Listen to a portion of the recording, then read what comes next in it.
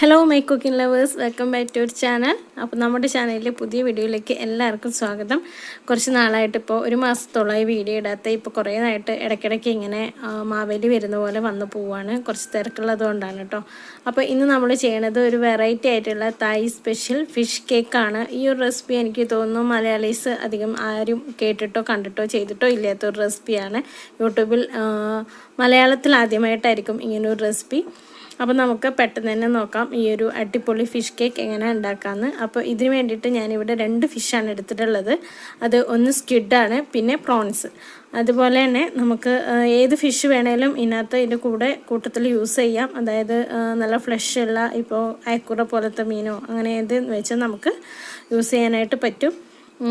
അപ്പോൾ ഞാനിവിടെ നമ്മുടെ ടെൻഡറായിട്ടുള്ള പ്രോൺസും അതുപോലെ തന്നെ നമ്മുടെ കൂന്തൽ അല്ലെങ്കിൽ സ്ക്വിഡ് ആണ് എടുത്തിട്ടുള്ളത്. സ്ക്വിഡ് ഇപ്പം നല്ല വലിയ സ്ക്വിഡ് ആണെങ്കിലും കുഴപ്പമില്ല, നിങ്ങൾക്ക് ഉപയോഗിക്കാം. അപ്പോൾ നമുക്കിത് എങ്ങനെ റെഡിയാക്കാമെന്ന് നോക്കാം. അപ്പോൾ സബ്സ്ക്രൈബ് ചെയ്യാത്തവരുണ്ടെങ്കിൽ സബ്സ്ക്രൈബ് ചെയ്ത് സപ്പോർട്ട് ചെയ്യുക, ഷെയർ ചെയ്യുക, നിങ്ങളുടെ വീഡിയോ ട്രൈ ചെയ്ത് നോക്കാം. ഫ്രണ്ട്സിനും റിലേറ്റീവ്സിനും ഒക്കെ ഒന്ന് ഷെയർ ചെയ്ത് കൊടുക്കാൻ മറക്കരുത്. അപ്പോൾ നമുക്ക് വേറൊരു ചാനലും കൂടിയുണ്ട്, ട്രാവൽ ഇതായിട്ടുള്ള സാഷാസ് ലൈഫ് കട്ട് എന്നാണ് ആ ചാനലിൻ്റെ പേര്. ലിങ്ക് ഞാൻ ഡിസ്ക്രിപ്ഷനിൽ കൊടുക്കാം, ഒന്ന് അതും കൂടി കയറി നോക്കണേ. അപ്പോൾ വീഡിയോയിലോട്ട് പോവാം. ഈ ഒരു റെസിപ്പി ചെയ്ത് നമ്മൾ ഒരുപാട് നേരം വെക്കരുത് കേട്ടോ. നമ്മളിത് ഉണ്ടാക്കിയ പാടെ തന്നെ കഴിക്കണം, എന്നാലും മാത്രമേ നമുക്കതിൻ്റെ ആ ഒരു കറക്റ്റ് ടേസ്റ്റ് നമുക്ക് കിട്ടുള്ളൂ. നമ്മുടെ ടൊമാറ്റോ സോസ് ഉപയോഗിച്ചിട്ട് നമുക്കതിൽ മുക്കി കഴിക്കാവുന്ന നല്ലൊരു അടിപൊളി ഈവനിങ് സ്നാക്കാണ്. നിങ്ങൾക്ക് പെരുന്നാളിന് നോമ്പ് തുറക്കൊക്കെ ഉപയോഗിക്കാൻ പറ്റുന്ന ഒരു അടിപൊളി റെസിപ്പിയും കൂടിയാണ്. ഞാൻ അന്നേരം ഷൂട്ട് ചെയ്ത് വെച്ചതായിരുന്നു, ഇപ്പോഴാണ് അത് എഡിറ്റ് ചെയ്യുന്നത്.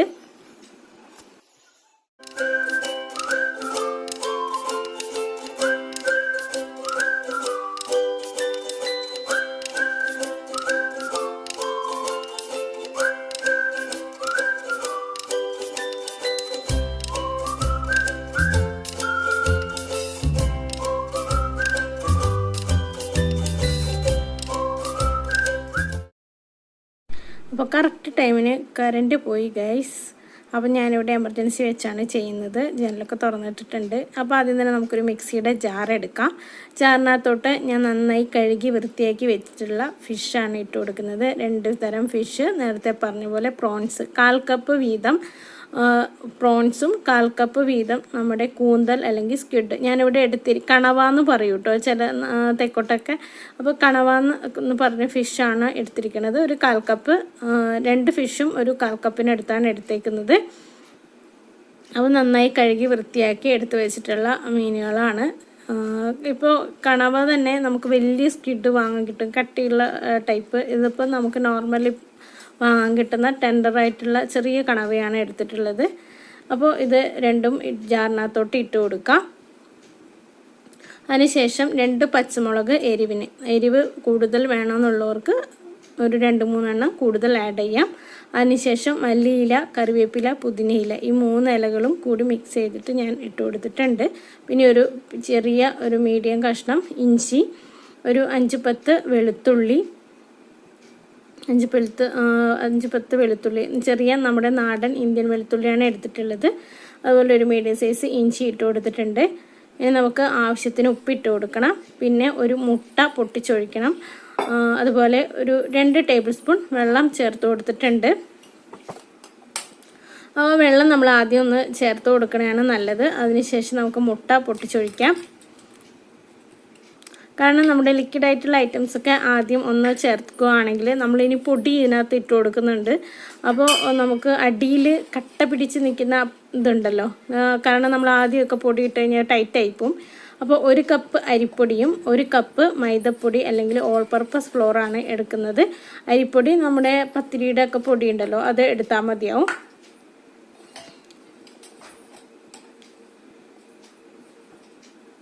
1 കപ്പ് മൈദപ്പൊടിയും 1/2 കപ്പ് അരിപ്പൊടിയായിട്ട് എടുത്താൽ മതി കേട്ടോ. ഞാൻ പറയുമ്പോൾ മാറിപ്പോയിട്ടുണ്ടെന്ന് തോന്നുന്നു. ഞാൻ എന്തായാലും അളവുകളൊക്കെ ഡിസ്ക്രിപ്ഷൻ ബോക്സിൽ കൊടുത്തേക്കാം, നിങ്ങൾക്കത് നോക്കിയാൽ മതി. ആവശ്യത്തിന് ഉപ്പിട്ട് കൊടുക്കാം. അതുപോലെ തന്നെ ഒരു 1.5 ടേബിൾ സ്പൂൺ നമ്മുടെ കുരുമുളക് പൊടി, നമ്മുടെ വീട്ടിലുണ്ടായ കുരുമുളക് പൊടിയാണ് എടുത്തിട്ടുള്ളത്. നിങ്ങളുടെ കയ്യിൽ വൈറ്റ് പേപ്പർ പൊടി ഉണ്ടെന്നുണ്ടെങ്കിൽ അതും നിങ്ങൾക്ക് ചേർത്ത് കൊടുക്കാം കേട്ടോ. ഇനി ഒരു ടേബിൾ സ്പൂൺ സോയ സോസാണ് ചേർത്ത് കൊടുക്കുന്നത്. ഇവിടെ ഞാൻ ചേർത്ത് കൊടുത്തിട്ടുള്ള ബ്ലാക്ക് സോയ സോസാണ്. അതുകൊണ്ട് തന്നെ നമ്മൾ ഉപ്പിടുമ്പോൾ കുറച്ച് സൂക്ഷിച്ചിടുക സോയ സോസ്, കാരണം കുറച്ച് സോയ സോസിൽ ഉപ്പുണ്ടാവും. ഇനി ഇത് നന്നായിട്ട് മിക്സിയിലിട്ട് അടിച്ചെടുക്കുക. നമ്മൾ ഉഴുന്ന് വടക്കൊക്കെ മാവ് റെഡിയാക്കില്ലേ, ഏകദേശം ആ ഒരു ടെക്സ്ചറാണ് നമുക്കിതിന് വേണ്ടത്. അപ്പോൾ ഇതെല്ലാം സ്പൂൺ കൊണ്ട് തന്നെ കോരിയെടുക്കുക. അതുപോലെ കൈ കൊണ്ട് വൃത്തിയാക്കി എടുക്കുന്നതിലും കുഴപ്പമൊന്നുമില്ല, അങ്ങനെ എടുക്കാം കേട്ടോ. ഞാനിപ്പോൾ ഇത് വീഡിയോയിൽ ആയതുകൊണ്ട് ജസ്റ്റ് സ്പൂൺ എടുത്തുന്നേ ഉള്ളൂ. കൈ കൊണ്ട് തന്നെ ചെയ്യണതാണ് ഏറ്റവും നല്ലത്.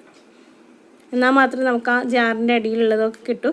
ഇനിയിപ്പോൾ ജാറ് വൃത്തിയാക്കാനാണെങ്കിൽ കുറച്ചൊരു ഇളം ചൂടുവെള്ളം ഇതിനകത്തോട്ട് ഒഴിച്ചിട്ട് മിക്സിയിലിട്ട് ഒന്ന് കറക്കി എടുത്തു കഴിഞ്ഞാൽ ജാറ് നന്നായിട്ട് വൃത്തിയായിട്ടും കിട്ടും. അപ്പോൾ ഇതിൽ വെള്ളത്തിൻ്റെ കണ്ടൻറ്റ് അഥവാ കൂടിയിട്ടുണ്ടെന്നുണ്ടെങ്കിൽ നമുക്ക് ഈ ഒരു സമയത്ത് ഇളക്കി നോക്കാം. എന്നിട്ട് കുറച്ചുകൂടി മൈദപ്പൊടി ചേർത്ത് കൊടുക്കാം. അപ്പോൾ പൊടിയുടെ അളവ് ഞാൻ പറഞ്ഞത് നമ്മൾ എടുക്കുമ്പം ആ ഒരു അളവിലെടുത്തിട്ട് മിക്സിയിലിട്ട് കറക്കി എടുത്താൽ മതി. അതിന് ശേഷം പൊടി വേണമെന്നുണ്ടെങ്കിൽ, ഇതിപ്പോൾ കുറച്ച് വാട്ടറി ആയിട്ടുണ്ട്, അപ്പോൾ ഞാൻ കുറച്ച് ഒരു 2-3-4 ടേബിൾ സ്പൂൺ അപ്പോൾ ഓരോ സ്പൂൺ വീതം ഇട്ട് നോക്കിയതിന് ശേഷം മാത്രം അടുത്ത സ്പൂൺ ചേർത്ത് കൊടുത്താൽ മതിയാവും. കയ്യിൽ വെച്ച് നമുക്ക് ഇതുപോലെ ഇങ്ങനെ ഒരു നീളത്തിലോ ഒരു ഫിഷിൻ്റെ ഷേപ്പിലോ ഇപ്പോൾ സ്ക്വയറായിട്ടോ എങ്ങനെയാണെന്ന് വെച്ചാൽ നമ്മുടെ കഴിവിനനുസരിച്ച് നമുക്ക് ഷേപ്പാക്കി എടുക്കാൻ വേണ്ടിയിട്ടാണ്. എന്നിട്ട് വേണം നമുക്ക് എണ്ണയിലിട്ട് ഇട്ട് കൊടുക്കാനായിട്ട്. അപ്പോൾ ഇതിനകത്ത് ഞാനിപ്പോൾ ഒരു 2 ടേബിൾ സ്പൂണോളം അരിപ്പൊടി, അരിപ്പൊടിയല്ല മൈദപ്പൊടി ആട്ടോ ചേർത്ത് കൊടുത്തേക്കുന്നത്. അരിപ്പൊടി നമ്മൾ ആദ്യം ഒരു 1/2 കപ്പ് 1/4 കപ്പ് ചേർത്ത് കൊടുക്കുക. നമുക്കിത് രണ്ടും ഇപ്പോൾ ഓരോന്നും ഓരോ ടേബിൾ സ്പൂണായിട്ടും ചേർത്ത് കൊടുത്തിട്ട് നോക്കാം മെഷർമെൻറ്റ്. അധികം അരിപ്പൊടി ചേർക്കണ്ട, ബാക്കി മൈദപ്പൊടി തന്നെ ചേർത്താൽ മതി. പിന്നെ ഇതിനകത്ത് നിങ്ങൾ മിക്സിയിലിട്ട് ഗ്രൈൻഡ് ചെയ്യുന്ന സമയത്ത് നിങ്ങൾക്ക് ബേക്കിംഗ് പൗഡർ ചേർത്ത് കൊടുക്കാം കേട്ടോ. അതായത് നന്നായിട്ട് പൊന്തി വന്ന് ആ ഒരു രീതിയിൽ തന്നെ നിൽക്കണം എന്നുണ്ടെങ്കിൽ നിങ്ങൾക്ക് ബേക്കിംഗ് പൗഡർ മിക്സിയിലിട്ട് നമ്മളിത് ഗ്രൈൻഡ് ചെയ്യുന്ന സമയത്ത് തന്നെ ബേക്കിംഗ് പൗഡറും കൂടി ആഡ് ചെയ്തിട്ട് മിക്സ് ചെയ്തെടുത്താൽ മതി. അപ്പോൾ ഞാനിവിടെ ബേക്കിംഗ് പൗഡർ ഇട്ട് കൊടുത്തിട്ടില്ല. കാരണം എന്താ വെച്ചാൽ നമ്മളിപ്പോൾ ഇത് വീട്ടിൽ തന്നെ നമ്മൾ പെട്ടെന്ന് കഴിക്കും, നമ്മൾ ഗസ്റ്റ് ഒന്നും വരുന്നില്ല, നമ്മൾ തന്നെ കഴിക്കുകയാണ്. അപ്പോൾ പിന്നെ ബേക്കിംഗ് പൗഡറിൻ്റെ ആവശ്യമില്ല, കാരണം അത് നമുക്ക് ഹെൽത്തിന് അത്ര നല്ലതൊന്നുമല്ല. അതുകൊണ്ട് മാത്രമാണ് ഞാനിപ്പോൾ ബേക്കിംഗ് പൗഡർ ചേർത്ത് കൊടുക്കുക. ഇനിയിപ്പോൾ നിങ്ങൾക്ക് ആരെങ്കിലും ഗസ്റ്റൊക്കെ വരുന്ന സമയത്ത് പെട്ടെന്ന് ചെയ്യാനാണെങ്കിൽ ബേക്കിംഗ് പൗഡറൊക്കെ ഇട്ട് കൊടുക്കുക. ഒരു നല്ല ഭംഗിയൊക്കെ കിട്ടും. ആ ഒരു ക്രിസ്പിനെസ്സിൽ തന്നെ ഇത് നിൽക്കുമ്പോൾ നമുക്കൊരു പാൻ വെച്ച് കൊടുക്കുക. വെളിച്ചെണ്ണയാണ് എടുത്തിട്ടുള്ളത്. നിങ്ങൾക്ക് സൺഫ്ലവർ ഓയിൽ എടുക്കാം, അതുപോലെ വെജിറ്റബിൾ ഓയിലും എടുക്കാം. എണ്ണ ചൂടായി കഴിയുമ്പോൾ നമ്മൾ കയ്യിൽ ഇത് ഓരോരോ ഡോ പോലെ എടുത്ത് ഞാൻ നീളത്തിലും ഇതായിട്ടാണ് ഇത് ഇട്ട് കൊടുക്കുന്നത്.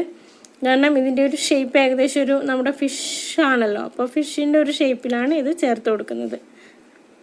അപ്പോൾ ഇത് ഓരോന്നായിട്ട് ഇതുപോലെ തന്നെ ചെയ്തെടുക്കാം. അപ്പോൾ എണ്ണ കുറച്ചുകൂടി ചൂടാവാനുണ്ട്. ഞാൻ ആദ്യം ഒന്ന് ചെറുതായിട്ട് ഇട്ട് കൊടുത്തിട്ടുണ്ട്.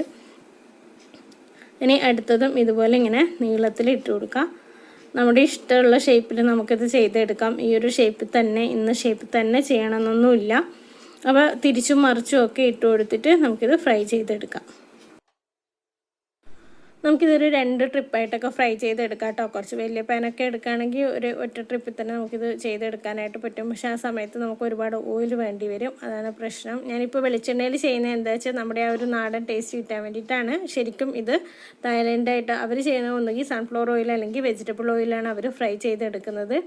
അപ്പോൾ ഞാനിപ്പം ഇത് എണ്ണയിൽ നമ്മൾ വറുത്തെടുക്കുമ്പോൾ അതിൻ്റെ ആ ഒരു ടേസ്റ്റ് ഉണ്ടല്ലോ, അത് വിചാരിച്ചിട്ട് ഇങ്ങനെ ഫ്രൈ ചെയ്തെടുക്കുകയാണ്. അപ്പോൾ ഇത് ഉണ്ടാക്കിയ പാട് തന്നെ നിങ്ങൾക്ക് സോസ് കൂട്ടിയിട്ട് ചായക്ക് കഴിക്കാവുന്നതാണ്. നല്ല ഹെൽത്തിയാണ്. ഇപ്പോൾ മീനൊന്നും ഇഷ്ടമല്ലാത്ത കുട്ടികളാണെങ്കിൽ ഇങ്ങനെയൊക്കെ ആക്കിയാൽ സംടൈംസ് കഴിക്കും.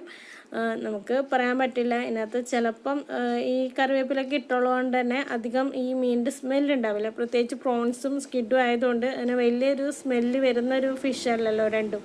അതുകൊണ്ട് അധികം ആ ഒരു സ്മെൽനെസ് ഒന്നും കിട്ടില്ല. അപ്പോൾ നിങ്ങളെല്ലാവരും ഇത് ട്രൈ ചെയ്ത് നോക്കുക. അപ്പോൾ നമ്മുടെ 2 ചാനൽ സബ്സ്ക്രൈബ് ചെയ്യാനും ഷെയർ ചെയ്യാനും നിങ്ങൾ മറന്നു പോകരുത് കേട്ടോ. അപ്പോൾ നമുക്കിത് ഒന്ന് വെയിറ്റ് ചെയ്യാം. ഇതിൻ്റെ 2 സൈഡും ഗോൾഡൻ കളർ ആവുന്ന സമയത്താണ് നമ്മളിത് കോരി മാറ്റുക. അപ്പോൾ ഒരു സൈഡ് ആയി കഴിയുമ്പോൾ നമുക്ക് അടുത്ത സൈഡൊന്ന് തിരിച്ചിട്ട് കൊടുക്കാം.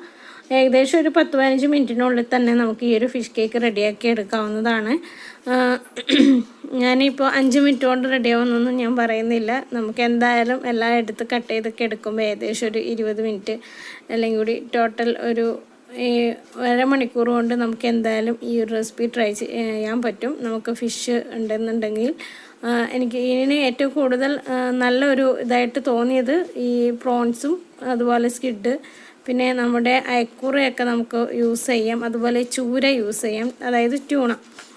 നമ്മുടെ ഈ ഒരു ഫിഷ് കേക്ക് ഉണ്ടാക്കാനായിട്ട് ഇതുപോലത്തെ മീനൊക്കെ യൂസ് ചെയ്യും. ഈവൻ എന്തിനു വേണമെങ്കിൽ നമുക്ക് മത്തി വെച്ചിട്ടും ചെയ്യാവുന്നതേ ഉള്ളൂ. മത്തി ഒന്ന് അതിൻ്റെ ഫ്ലഷ് എടുത്തിട്ട് മുള്ള് കളഞ്ഞിട്ട് എടുത്ത് ജാറിലിട്ട് ഒന്ന് അടിച്ച് ഇതുപോലെ ഏത് ഫിഷും നമുക്കതുപോലെ ചെയ്യാം. ഇതുപോലെ തന്നെ നമുക്ക് ചിക്കൻ വെച്ചിട്ടും ചെയ്യാം കേട്ടോ. മീറ്റ് വെച്ചിട്ട് ചെയ്യാം, ചിക്കൻ, ബീഫ്, ഈ മീറ്റ് വെച്ചിട്ട് നമുക്ക് ഈ ഒരു റെസിപ്പി ചെയ്തെടുക്കാം.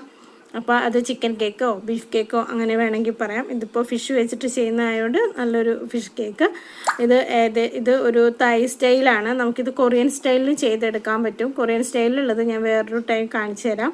അതിന് കുറച്ച് ഇൻഗ്രീഡിയൻസ് ഒക്കെ ആവശ്യമുണ്ട്. അപ്പോൾ നമുക്ക് ഏത് ഫോറിൻ റെസിപ്പി ആയാലും നമുക്ക് സ്വന്തം നാട്ടിൽ നമ്മുടെ കേരളത്തിൽ ഈസി ആയിട്ട് അധികം ഓവറായിട്ട് ഇൻഗ്രീഡിയൻസ് ഒന്നും ഇല്ലാണ്ട് തന്നെ നമ്മളെ കിട്ടുന്ന ഇതുകൊണ്ട് നമുക്ക് ചെയ്തെടുക്കാനായിട്ട് പറ്റും.